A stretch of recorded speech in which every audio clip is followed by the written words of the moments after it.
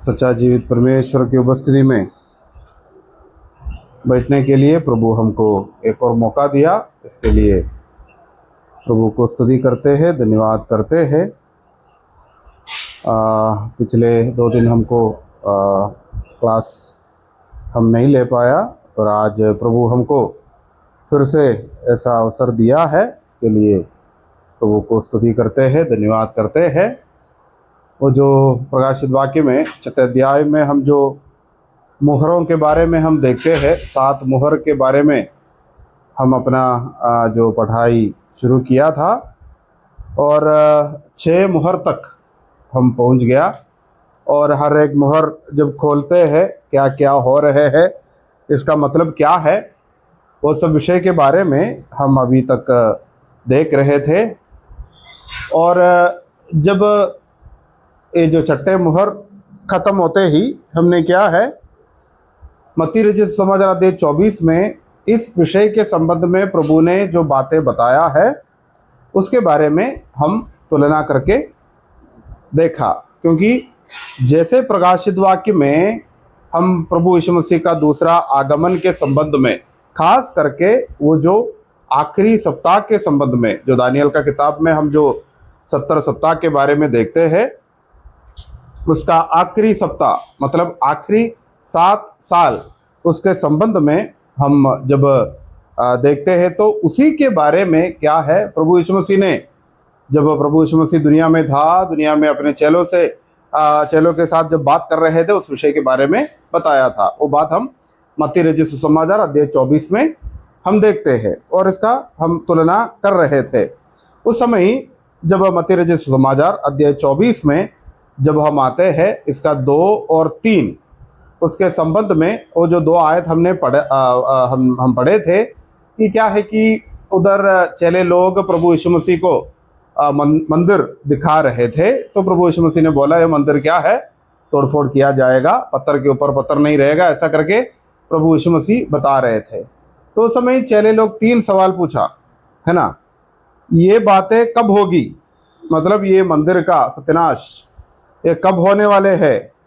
और दूसरा सवाल ये है कि तेरे आने का चिन्ह क्या है ना, तेरा आने का चिन्ह क्या है, जगत के अंत का क्या चिन्ह होगा। तो ये 3 बातें हम उधर, 3 सवाल हम उधर देखते हैं। तो पहले सवाल क्या थे कि ये बातें कब होगी, मतलब ये मंदिर का तोड़फोड़, ये जो अंतिम समय का शुरुआत कब होगी, उसके बारे में पूछ रहे थे। तो वो बात हमने देखा, ये जो मुहरों के संबंध में तुलना करके ये बात हमने देखे थे। अभी हमारे सामने क्या है, दूसरी सवाल है, क्या है, तेरे आने का चिन्ह क्या है, प्रभु यीशु मसीह का दूसरा आगमन का चिन्ह के संबंध में 3 सवाल। उसमें से पहला सवाल हमने अभी अभी देखा कि ये जो 24वें अध्याय का पहले जो बातों को प्रकाशित वाक्य अध्याय 6 अध्याय 6 से तुलना करके हम देख रहे थे। अभी दूसरी सवाल, तेरे आने का चिन्ह क्या होगा, उसके संबंध में हम मत्ती रचित सुसमाचार में से एक आयत पढ़ेंगे। मत्ती रचित सुसमाचार अध्याय 24 का 15वीं कलम, मैथ्यू चैप्टर 24 वर्स 15। हाँ, इसलिए जब तुम उस उजाड़ने वाले घृणित वस्तु को, जिसकी चर्चा दानियल भविष्यद्वक्ता के द्वारा हुई थी, पवित्र स्थान में खड़ी हुई, हाँ, पवित्र स्थान में खड़ा होगा, है ना, पवित्र स्थान में खड़ा होगा करके हम उधर देख रहे हैं। प्रभु यीशु मसीह का दूसरा आगमन का पहला चिन्ह, मतलब जो चिन्ह, जो आखिरी जो घटनाएं जो घटते रहते हैं, उसके बीच में प्रभु यीशु मसीह का आगमन का चिन्ह के संबंध में बता रहे हैं। क्या है, वो जो उजाड़ने वाले घृणित वस्तु मंदिर में खड़ा होगा। वो किसने बोला था, दानियल ने बोला था। तो दानियल का वचन क्या है, प्रभु यीशु मसीह इधर ले रहे हैं, दानियल के द्वारा जो वचन दिया है वो इधर ले रहे हैं। वो हम देखेंगे दानियल का किताब अध्याय 9 का 27वीं कलम। वह प्रधान एक सप्ताह के लिए बहुतों के संग दृढ़ वाचा बांधेगा। तो 1 सप्ताह के लिए लोगों के साथ क्या बोलता है, वाजा बांधेगा। उस पश्चात परंतु आधे ही सप्ताह में, मतलब 3.5 साल के बाद क्या हो रहा है? वह मेल बलि और अन्य बलि को बंद करेगा। ये यरूशलेम मंदिर में, भले यरूशलेम मंदिर बनाने के लिए वो मदद करेगा, तो तब तक क्या बोलता है, इस्राएल उनके साथ अच्छा रिश्ता में रहेगा, उनके साथ क्या बोलता है, वाजा बांधेगा, वो सब है। पर क्या है, ये सप्ताह के बीच में, मतलब 3.5 साल जब वो पूरा हो जाते हैं, तब क्या करेगा वो? मौलबली और अनबली बंद करेगा। उस पश्चात और पंगुरे पर उजाड़ने वाली घृणित वस्तुएं, उजाड़ने वाले घृणित वस्तु, है ना। प्रभु यीशु मसीह ने जो बात बोला है, उसी बात हम क्या है, सदियों से पहले दानियल के द्वारा परमेश्वर ने दिया है। तो ये जो उजाड़ने वाले घृणित वस्तु क्या है, जब पवित्र स्थान में उसका प्रगट होगा, तब क्या है, प्रभु यीशु मसीह का आगमन का चिन्ह वही है करके प्रभु उधर बता रहे हैं। और उस पश्चात अब मत्ती रचित समाचार में आ जाइएगा, उधर अध्याय 24 का 16 से लेकर 22 तक पढ़ लीजिएगा। मत्ती रचित समाचार अध्याय 24 का 16 से लेकर 22 तक। तब जो यहूदिया में हो वे पहाड़ों पर भाग जाए, हाँ, जो सत पर हो वह अपने घर में से सामान लेने को न उतरे। हाँ, तो पहाड़ में भाग जाओ, अपना सामान लेने के लिए नहीं जाने का। आगे पढ़ो 22 तक।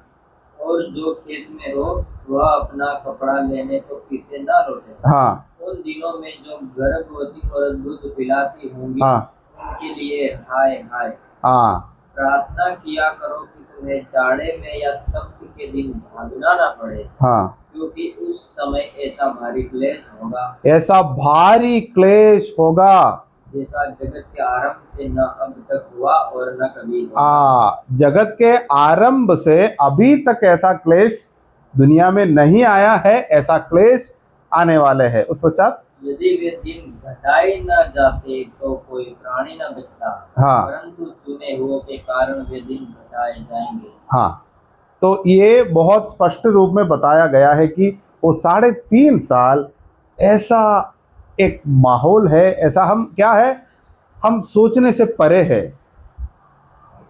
चैन से एक पल भी नहीं बैठ सकता, ऐसा परिस्थिति दुनिया में आने वाले है। दुनिया में आने वाले हम क्या है, अभी तक ऐसा कोई समस्या को नहीं झेला है ना। हमको क्या है, कोई बीमारी आते हैं, ये वो करके क्या बोलता है, कुछ ना कुछ दिन के लिए थोड़ा दिक्कत होते हैं, वो हमको मदद करने के लिए बहुत कुछ लोग हैं, हमारा परिवार रहेगा साथ में, सब है ना। पर क्या है, इधर जो दूध पीने वाले बच्चों को भी आराम नहीं मिलने वाले हैं। ऐसा एक महान क्लेश, भारी क्लेश दुनिया में आने वाले हैं। तब हम क्या समझना है, प्रभु यीशु मसीह का दूसरा आगमन हो गया है। तो प्रभु यीशु मसीह का दूसरा आगमन का चिन्ह वही है। उसके बारे में हमने अभी देख रहे थे, जब ये मुहर खोलते हैं ऐसे बातें आ रहे हैं ना, उधर युद्ध है, बीमारी है, क्या है, जो बहुत सारे जो क्लेश हम उस विषय के संबंध में हम देख रहे हैं, तो वो सब क्या है, प्रभु यीशु मसीह का आगमन का चिन्ह है। और उस पश्चात हम जब देखते हैं तो क्या है, उधर ये जो छठे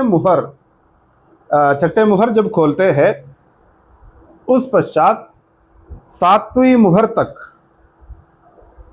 छठे मुहर के बाद 7वीं मुहर के बीच में क्या है, एक गैप है। तो उधर क्या है, जो बाइबल में जब देख रहे तो वो जो छठे मुहर के बाद क्या बोलता है, 7वीं मुहर बहुत समय के बाद आते हैं, है ना। तो उधर कुछ बातें हैं, क्योंकि उधर एक मध्यांतर है, एक गैप है, उधर क्या क्या होने वाले हैं उसके बारे में हम अभी देखेंगे। उस पश्चात हम क्या है, 7वीं मुहर के बारे में हम देखेंगे। तो याद रखिएगा, उधर भी एक मध्यांतर है, एक गैप है। जो 6 मुहर खोलने के बाद, जो 7वीं मुहर खोलने के पहले एक गैप रहते हैं। ओके, तो वो जो भाग हम एक पढ़ना जरूरी है कि प्रकाशित वाक्य अध्याय 7 का 1 से लेकर 8 तक पढ़ लीजिएगा। प्रकाशित वाक्य अध्याय 7 का 1 से लेकर 8 तक। इसके बाद मैंने पृथ्वी के चारों कोनों पर 4 स्वर्गदूत खड़े देखे, वे पृथ्वी की चारों हवाओं को थामे हुए थे, हाँ। ताकि पृथ्वी या समुद्र या किसी पेड़ पर हवा न चले। फिर मैंने एक और स्वर्गदूत को जीते परमेश्वर की मोहर के लिए मोहर लिए हुए पूरब से ऊपर की ओर आते देखा। उसने उन चारों स्वर्गदूतों से, जिन्हें पृथ्वी और समुद्र की हानि करने का अधिकार दिया गया था, उनसे सबसे पुकारा कहा, जब तक हम अपने परमेश्वर के दासों के साथ माथे पर मोहर न लगा दें, तब तक पृथ्वी और समुद्र और पेड़ों को हानि न पहुंचाना। जिन पर मोहर दी गई मैंने उनकी गिनती सुनी, और अर्थात इस्राएल की संतानों के सब गोत्रों में से 1,44,000 पर मोहर दी गई। यहूदा के गोत्र में से 12,000 पर मोहर दी गई। रूबेन के गोत्र में से 12,000 पर, गाद के गोत्र में से 12,000, आशेर के गोत्र में से 12,000 पर, नप्ताली के गोत्र में से 12,000, मनश्शिह के गोत्र में से 12,000, शमोन के गोत्र में से 12,000, लेवी के गोत्र में से 12,000 पर, इसका के गोत्र में से 12,000 पर, ज़बूलून के गोत्र में से 12,000 पर, यूसुफ के गोत्र में से 12,000 और बिन्यामीन के गोत्र में से 12,000 पर मोहर दी गई। तो इधर क्या है, इस्राएल से ये जो सातवीं वो जो मुहर खोलने से पहले इस्राएल से कुछ लोगों को मुहर डालना है, छाप मारना है। तो इस्राएल में कितने गोत्र है? 12 गोत्र। 12 गोत्र मतलब याकूब का जो 12 जो संतान जो है उसके अनुसार ही है ना। तो ये 12 गोत्र में से एक एक गोत्र में से कितने हैं? 12,000 करके लोग हैं। तो टोटल कितना हो गया? 1,44,000 लोगों को ऊपर क्या है? मुहर डालना है, छाप मारना है। तो वो बात इसके बीच में होना ज़रूरी है। हमको ये एक खास विषय है कि क्या है, हर परिस्थिति में याद रखिएगा, प्रभु यीशु मसीह का दूसरा आगमन निकट है। बहुत भारी क्लेश इस दुनिया में आ चुके हैं। वो दुनिया ऐसा क्लेश में से जा रहे हैं। तब भी क्या है, कुछ लोग प्रभु के लिए रहेंगे। वो प्रभु का एक बहुत बड़ा अनुग्रह है, प्रभु का आशीष है। हम क्या है, वो पुराना नियम में हम इसके संबंध में एक बात हम देखते हैं। पहला राजाओं का किताब अध्याय 19 का 18। पहला राजाओं का किताब अध्याय 19। 7,000 इस्राएलियों को बचा रखूंगा। हाँ। ये तो वे सब है जिन्होंने न तो बाल के आगे घुटने टेके, हाँ, और न मुंह से उसे चूमा। तो देखो इसराइल में क्या हो रहा है, उधर आहाब राजा का राज्य चल रहा है, एलिया नबी का समय में है। तो एलिया क्या है, एलिया बोल रहे हैं कि देखो मैं एक बचा हूँ, बाकी सब लोग क्या बोलता है, मर गया, ये लोग मारा है सबको, तो अभी मुझे जीना नहीं, मुझे भी मरना है करके एलिया कह रहे हैं। तो परमेश्वर क्या बोल रहा है, जो बाल मतलब वो जो बाल देवता को नहीं चुमा है, ऐसा 7,000 लोगों को मैं अपने लिए अलग रखा है। तो उधर क्या है, ये बाल देवता को जो दंडवत नहीं करते हैं, ऐसे लोगों को मारते रहते हैं। क्योंकि आहाब राजा है, आहाब राजा की पत्नी इसाबेल की राजा तो आहाब है, पर राज्य कौन कर रहे है? इसाबेल कर रही है। तो उस समय ये परमेश्वर के नबियों को, परमेश्वर के दासों को क्या है, ये नाम लेकर आराधना भी नहीं कर पा रहे हैं, ये नाम लेकर क्या है, कुछ नहीं कर पा रहे हैं। उस समय में क्या है, 7,000 लोगों को प्रभु अपने लिए अलग रखा है। हमेशा ऐसा एक झुंड, जितना भी क्लेश आए, परमेश्वर के लिए एक झुंड तो रहेगा ही। ये हमारे लिए भी एक सवाल है, जब कठिनाई आते हैं जीवन में, क्या हमको पता है हर समय में परमेश्वर के लिए तो एक झुंड तो रहेगा ही। क्या वो झुंड का क्या है, संगी हम हो सकता है क्या नहीं, एक बहुत बड़ा सवाल है। तो आजकल कलीसियाओं में देखो बहुत सारे जो क्या है गलत रीतियां हम देखते हैं। भले विश्वासी करके लोग बोलते हैं, आराधना के लिए जाते हैं, पर क्या है परमेश्वर के राहों पर नहीं चलते हैं। फिर भी क्या बोलता है विश्वासी, विश्वासी के नाम में वो लोग जीते हैं। और कलीसियाओं में जो समस्याएं जो हो रहे हैं, जो इश्यूज जो हम कलीसिया में हम देख रहे हैं, वो सब देख के हमको ऐसा लगेगा कि क्या है ये परमेश्वर का कलीसिया, क्या परमेश्वर इधर है क्या नहीं, तो हमको ऐसा लगेगा।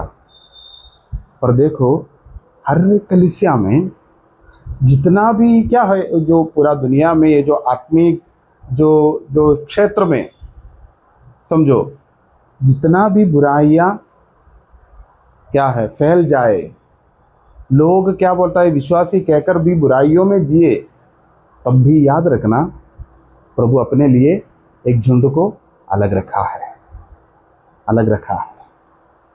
वो सच्चे दिल से प्रभु को प्रेम करने वाला, कितना भी कठिनाई आए, परिस्थिति जितना भी क्या है हमें दबाए, तब भी भले हमको बाहर से ये लोगों को क्या है हम देख नहीं पाएगा, हम क्या है समझ नहीं पाएगा क्या ये इसके अंदर क्या चल रहा है, पर क्या है ऐसे कुछ लोगों को प्रभु अपने लिए हमेशा अलग रखते हैं। आहाब के समय में जैसे जो 7,000 लोगों को रखा, वैसे ही क्या है प्रभु यीशु मसीह का दूसरा आगमन में उस समय क्या है, याद रखिएगा वो जो प्रभु का राज्य चल रहा है ना, इतना बड़ा कठिनाई आ रहे हैं, फिर भी क्या है अपने लिए ये जो प्रभु जब आएगा, 13वीं अध्याय ले लीजिएगा, 13वीं अध्याय प्रकाशित वाक्य अध्याय 13 का आखिरी आयतें पढ़ लीजिएगा। उधर वो जो जानवर के बारे में बताया है, ज्ञान इसी में है जिससे वृद्धि होगा, इस पशु का अंक जोड़ लो, क्योंकि वह मनुष्य का अंक है। हाँ और उसका अंक 666 है। हाँ, तो ये क्या है, ये हाथ में और क्या है माथे पर इसका मुहर डालना है, 666 का है ना। पर इधर क्या है, हम ऐसे एक झुंड को देख रहा है कि उसके चेहरे पे, उसके क्या है, उसके माथे पे परमेश्वर का छाप है ना। तो क्या है, तो ये जो क्या बोल रहे हैं, ये यीशु मसीह का विरोधी का क्या है, विरोधी का छाप नहीं लिया है, ऐसा क्या है, ऐसा 1,44,000 लोगों को हम इधर देख रहे हैं। तो हम इसमें एक और ख़ास बात देखना ज़रूरी है, आप लोग इधर ध्यान दे दीजिएगा कि क्या है, भविष्य में जो प्रभु यीशु मसीह का आगमन के संबंध में देख लेना, अनुग्रह का एक चुनाव भविष्य में है। ये विषय के संबंध में एक खास विषय है। रोमियो का पत्री अध्याय 11 का 1 से लेकर 6 तक पढ़ लीजिएगा। रोमियो का पत्री अध्याय 11 का 1 से लेकर 6 तक। हाँ, इसलिए मैं कहता हूँ, क्या परमेश्वर ने अपनी प्रजा को त्याग दिया? कदापि नहीं। मैं हाँ, भी तो परमेश्वर अपने प्रजा को त्याग दिया है। अभी का हाल देख रहे हो तो हमको ऐसा लगेगा कि तो इस्राएल अभी भी यीशु मसीह को नहीं माना है ना। पर तब भी देखो परमेश्वर का वायदा जो है अब्राहम के साथ जो बांधा है, वो वायदा अभी भी कायम है। तो पढ़ लीजिएगा। कदापि नहीं, मैं भी तो इस्राएली हूँ, अब्राहम के वंश और बिन्यामीन के गोत्र में से हूँ। परमेश्वर ने अपनी उस प्रजा को नहीं त्यागा जिसे उसने पहले ही से जाना। हाँ, क्या तुम नहीं जानते कि पवित्र शास्त्र एलिय्याह के विषय में क्या कहता है कि वह इस्राएल के विरोध में परमेश्वर से विरोधी करता है। हे प्रभु, उन्होंने तेरे भविष्यद्वक्ताओं को घात किया और तेरी वेदियों को ढा दिया है, और मैं ही अकेला बचा हूँ और वे मेरे प्राण के भी फौजी है। परंतु परमेश्वर से उसे क्या उत्तर मिला? मैंने अपने लिए 7,000 पुरुषों को रक्त छोड़ा है। हाँ, जिन्होंने बाल के आगे घुटने नहीं टेके हैं। ठीक इसी रीति से इस समय भी अनुग्रह से चुने हुए कुछ लोग है ना। तो इसराइल में से हम ऐसे, अभी क्या है, अभी कुछ लोगों को हमने देखा, और इतना ही नहीं, और भी कुछ लोग आने वाले हैं।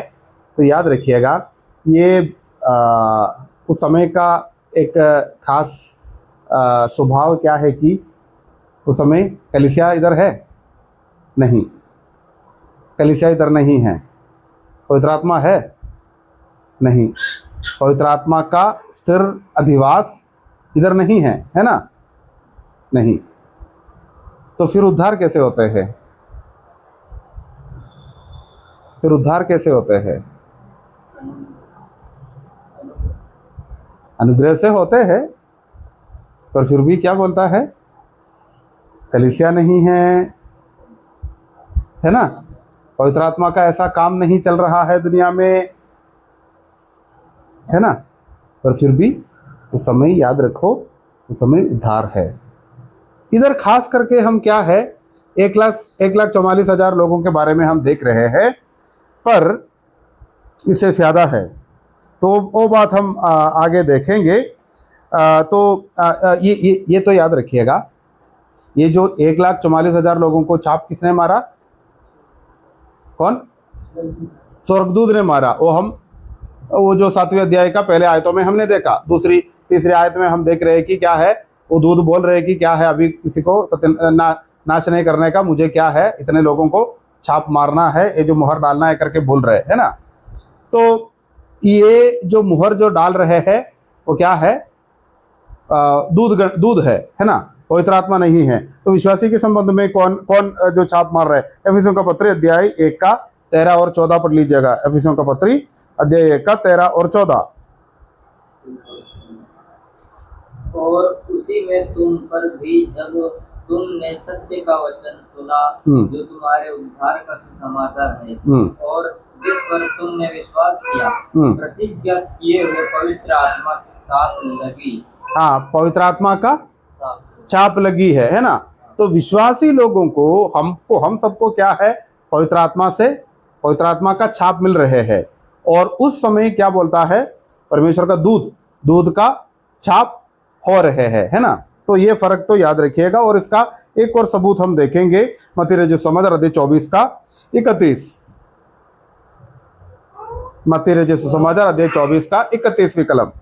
के बड़े शक्ति के साथ अपने दूतों को भेजेगा, और वे आकाश के इस छोर से उस छोर तक चारों दिशाओं से उसके चुने हुओं को इकट्ठा करेगा। तो क्या है? दूध है ना, दूध ही आ रहे हैं उधर। ओके, तो ये बात जो है, देखो, ये छाप कहाँ है? माथे पे, है ना। तो ये एक निशाना है और एक पहचान भी है ना। बाकी लोगों का माथे पे क्या है? 666, है ना, 666। और इन लोगों के माथे पे परमेश्वर का छाप है ना। तो उस ज़माने में समझो, अभी तो हमारे जीवन में प्रभाव किसका होता है? जिस समाज में हम रहते हैं वो समाज का प्रभाव है ना। वो कभी कभी हमको बहुत मुश्किल हो जाते हैं कि क्या है, मसीही बनकर जीना हमारे समाज में, हमारे दोस्तों के बीच में, है ना। पर क्या है, सबका सब क्या है, 666 छाप मार के आराम से जी रहे हैं। अपना लेना देना सब क्या बोलता है, आराम से होते रहते हैं। उसके बीच में देखो 1-2 जन आ रहे हैं कि अलग छाप से, उसका कोई पूछने वाला नहीं है, उसको हम कुछ भी करें वो क्या है, कोई क्या है, उनको उनका मदद करने वाला कोई नहीं है ना। ऐसा हालत में जीना, ऐसा हाल क्या है, कितना दुख का बात होगा, है ना। पर फिर भी क्या बोलता है, प्रभु के लिए वो छाप मार के जीने वाला लोग, ये क्या है, अलगाव का, ये जो चेलापन का एक बहुत अच्छा एक नमूना है कि क्या है, पूरा दुनिया एक ही दिशा के तरफ क्या है बहते रहते हैं। और क्या है, कुछ लोग, बहुत कम लोग क्या है, इसका विरुद्ध तैरते रहते हैं। तो लोग बोलेगा ये कैसा बुद्धू लोग है ना, कि देखो सब लोग आराम से जी रहे हैं, सबका क्या है, कितना खुशी है, वो लोग क्या है, ये इतना सिद्ध क्यों है ये लोग, हमारे साथ क्यों नहीं आते हैं, है ना। तो हमको भी ऐसा लगेगा कि क्या है वो, देखो इतना लोग है, हमारे साथ कौन है, कोई नहीं, है ना। आज भी ऐसा है, तो विश्वासी बनकर जीते हैं, है ना। हमारा कोई त्यौहार नहीं है, हमको ये नहीं है वो नहीं है ना। पर इसमें दूसरा एक बात भी है, ये क्या है, ये माथे पे छाप लगा के चलते हैं, है ना। तो सबको पता चलेगा कि ये मसीही है, ये मसीही है। अगर हमको ऐसा छाप हो तो हम इस समाज में ऐसे चलते हैं क्या, ऐसे चलेंगे क्या, है। बहुत मुश्किल है, बहुत मुश्किल है। और केरला में एक अच्छा नमूना है, वो हमारे संबंध में नहीं बोल सकता, पर फिर भी हमारे बहन लोग तो बहुत जल्दी पहचान पाते हैं, क्योंकि क्या है, वो लोग कोई गहने नहीं पहनते हैं। आप लोग मेरा वाइफ को देखा है, बच्चों को देखा है, कभी कोई गहना नहीं पहनेंगे, ना अंगूठी है, ना कंगन है, ना चूड़ी है, ना हार है, कुछ नहीं है। वो एक पहचान है। जब दुनिया के सामने खड़े, बहुत लोग मजाक उड़ाते हैं, वो पेंटेकोस्ट हालेलुया पूई पूई, ये सब बोल के क्या बोलता है, लोग मजाक उड़ाते हैं। पर इधर इतना नहीं है, क्योंकि सब अलग अलग धर्म करके लोग मानते हैं। तो इधर ये जो नॉर्थ इंडिया में जब आते हैं इतना प्रॉब्लम नहीं, पर साउथ इंडिया में हमारे वहाँ क्या होता है कि ये विश्वासी लोग तो बहुत है, तो इसलिए क्या बोलता है, लोग जल्दी पहचानते हैं। तो जब क्लास में एक क्लास में जब बैठते हैं तो क्या है, पूरा क्लास में शायद एक ही होगा, पर एक तो होगा ही, एक ही होगा। तो इनको कितना क्या है, बचपन में कितना दुख होते हैं, मेरे को ऐसा लगा था। तो अगर कोई लोग पूछे कि तुम्हारा पापा क्या कर रहा है, तो मैं तो लड़का हूँ, तो इसलिए मेरे को क्या बोलते हैं, ये हार वार पहनने का ज़रूरत नहीं है, लड़के लोग तो नहीं पहनते हैं नॉर्मली। तो क्लास में जब बैठते हैं तो मैं ये छुपा के रखने का कोशिश तो करता था, पर क्या है, अगर कोई पूछे कि तुम्हारा पापा क्या करता है, तो पास्टर बोलने में मुझे शर्म आता था, क्योंकि ये लोग मुझे मेरा मजाक उड़ाएगा, क्योंकि दोस्त लोग हैं तो हम कुछ बोल भी नहीं सकता। तो ये पहचान छुपा के रखने के लिए मैं बहुत कोशिश किया है जब मैं छोटा था तब। तो वही हाल है। पर क्या है, इधर सारा का सारा लोग क्या बोलता है, 666 माथे पे पहन के घूमते हैं, और कुछ लोग मसीह का छाप मार के जी रहे हैं, सबसे घृणित, है ना। सब दूर करते हैं, हमारे पास नहीं आने का, हमारा खाना तो नहीं खाने का, शादी में हर एक बातों में इनको दूर रखते हैं, फिर भी प्रभु यीशु मसीह के लिए जी रहे हैं, वही है गवाही। तो ये क्या है, एक बहुत बड़ा अलगाव का एक नमूना भी है करके मैं बताना चाहता हूँ। तो और एक बात भी है कि क्या है कि हमने देखा कि हर एक गोत्र में से 12,000 करके है। तो अभी इसराइल का हाल हम देख रहे, तो पूरा गोत्र कहाँ कहाँ है किसी को पता नहीं है। तो जिसके पास वो गोत्र का रेखा है, जो कागज है, वो लोग क्या बोलता है, इसराइल में वापस गया और वो लोग उधर उस देश में रहते हैं। अभी बहुत लोग बाकी है, बहुत क्या बोलता है, कुछ सुलेमान के सब बाद क्या बोलता है, बहुत बड़ा युद्ध हुआ। अशूर करके एक जाति क्या बोलता है, युद्ध करके इसराइल का 10 गोत्र को लेके गया था। और इसका जो क्या है, उसके बारे में हमको अभी भी कुछ आता पता नहीं है। पर फिर भी क्या है, जगत के कोई भी कोने से परमेश्वर क्या है, छान लेगा, छान लेगा, छान लेगा। तो परमेश्वर जानते हैं कि उनके संतान जो वायदा का वारिसदार है वो कहाँ रहते हैं, उनका पीढ़ी। तो अभी क्या है, अभी तक ये बात नहीं हुआ है, तो ये बात आने वाले है, अभी 10 साल के बाद या 15 साल के बाद, 20 साल के बाद, हमको नहीं पता है कब आने वाले हैं। पर उस समय में भी क्या है, पृथ्वी का कोई भी एक कोने में हो, क्या है, परमेश्वर छान लेगा, छान लेगा। ये जो 12,000 एक भी कम नहीं होगा, 12,000 1,44,000, जैसे हम इधर ये जो बाइबल में लिखे हुए देखते हैं, वैसे ही हर एक गोत्र में से इतने लोगों को प्रभु लाएगा ही लाएगा। वो परमेश्वर का काम है। ओके, तो इतना तो याद रखिएगा। तो इसके संबंध में मलाकी जो भविष्यद्वक्ता भी कहा है, अध्याय मलाकी का किताब अध्याय 4 का 2, तो तब उस समय में भी यीशु मसीह का दूसरा आगमन का इंतजार करने वाले कुछ लोग रहेगा करके बता रहे। मलाकी 4 का 2। हाँ, परंतु तुम्हारे लिए जो मेरे नाम का भय हाँ, मानते हो, हाँ, धर्म का सूर्य उदय होगा। यीशु मसीह का दूसरा आगमन। हाँ, और उसकी किरणों के द्वारा तुम चंगे हो जाओगे। हाँ, और तुम निकल कर पाले हुए बछड़ों के समान हाँ, कूदोगे और फालोगे। हाँ। तो उस समय में भी इतना खुशी के साथ, आनंद के साथ प्रभु का इंतजार करने वाले लोग रहेगा ही। और इसमें जो 7वें अध्याय में वापस आ जाइएगा, उधर क्या है, कुछ कंफ्यूजन ये जो 12 गोत्र के संबंध में हो सकता है, क्योंकि 12 गोत्र के बारे में जब पढ़ते हैं उसमें से 2 गोत्र निकाला गया है। एक तो दान है, दूसरा जो मनश्शे है।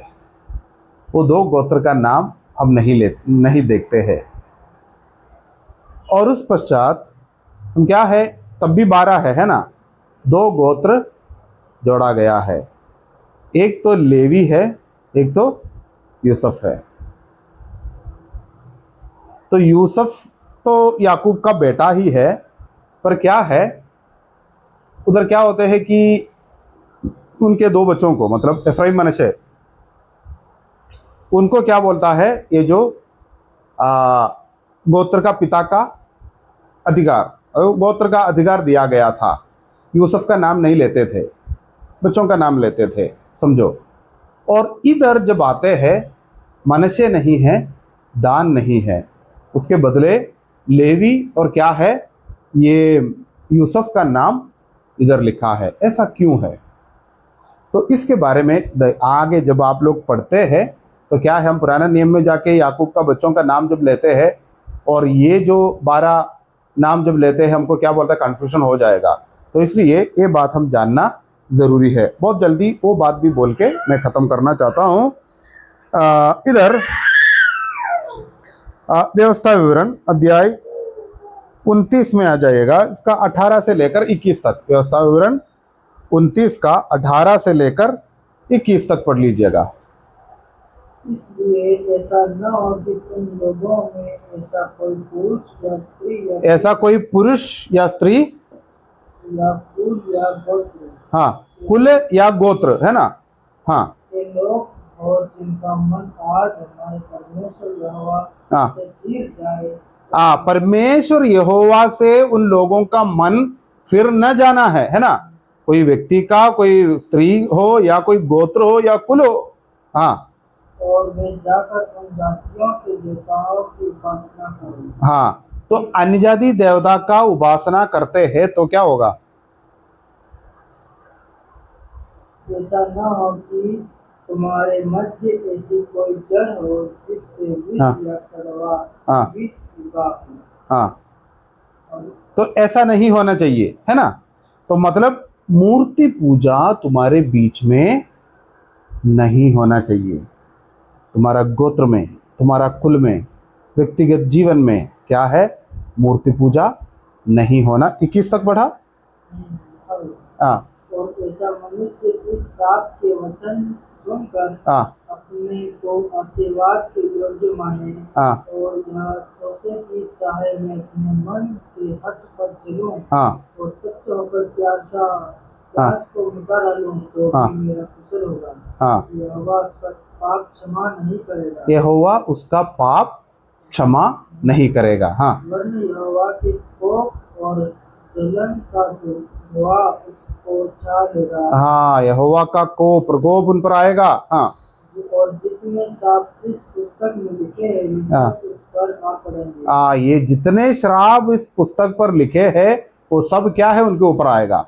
यहोवा उसका नाम धरती पर से मिटा डालेगा। यहोवा उसका नाम धरती पर से मिटा डालेगा। तो बहुत स्पष्ट रूप में परमेश्वर एक आज्ञा दिया है कि क्या है, तुम्हारे बीच में मूर्ति पूजा हो रहे तो, अन्य जाति देवताओं को तो उपासना कर रहे तो क्या होगा, तुम्हारा नाम परमेश्वर का प्रकोप का पात्र बन जाएगा और तुम्हारा नाम इस धरती में से मिटा डालेगा, है ना। और उस पश्चात हम एक दो आयत भी हम देखेंगे। पहला राजाओं का किताब अध्याय 12 का 15 से लेकर 25 से लेकर 12 से 25। हाँ।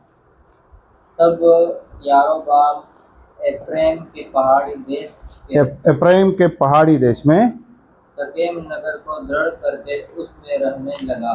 हाँ। फिर वहां से निकलकर पनूएल को भी दृढ़ किया। हाँ। तब यारोबाम सोचने लगा, हाँ। अब राज्य दाऊद के घराने का हो जाएगा। हाँ। यदि प्रजा के लोग यरूशलेम में बलि करने को जाए तो हाँ। उनका मन अपने स्वामी यहूदा हाँ। ओके। हाँ। रहूबियाम की ओर फिरेगा। हाँ। वे मुझे घात करके यहूदा के राजा रहूबियाम के हो जाएंगे। हाँ। अतः राजा ने सम्मति लेकर सोने के 2 बछड़े बनाए और लोगों हाँ। से कहा, यरूशलेम को जाना हाँ। तुम्हारी शक्ति से हाँ। बाहर है। हाँ। इसलिए हे इस्राएल, अपने देवताओं को देखो जो तुम्हें मिस्र देश से निकाल लाए हैं। उसने एक बछड़े को बेतेल और एक बछड़े को बेतेल, ये बेतेल कहाँ है पता है?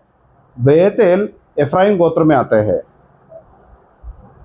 बेतेल एफ्राइम गोत्र में, जिस गोत्र को परमेश्वर का ये क्या है, ये जो प्रकाशित वाक्य में हम नहीं देख रहे हैं, मतलब जो निकाला गया है एफ्राइम है। एफ्राइम गोत्र में हम एक देखते हैं। दूसरा, हाँ, दूसरा कहाँ रखा? 29वीं कलम। दूसरे को दान में करें। हाँ। हाँ, मतलब उतना काफी है। तो ये दोनों गोत्र में हम क्या देखते हैं? मूर्ति पूजा। 2 बछड़ा बनाया, एक तो एफ्राइम में रखा और एक तो दान में। एफ्राइम और दान, एफ्राइम और दान अभी कहाँ नहीं है? उस 12 गोत्र में नहीं है, नहीं है, नहीं। तो जैसे परमेश्वर ने बोला वैसे क्या है, ये गोत्र में से उन लोगों को निकाला गया है। और थोड़ा भी बाकी है, वो हम अगले क्लास में हम देखेंगे। तो याद रखिएगा कि जो प्रभु यीशु मसीह से जो चेले लोग 3 सवाल पूछते हैं। पहला सवाल है ये सब क्या होगा, मतलब यरूशलेम मंदिर का नाश के संबंध में पूछ रहे हैं।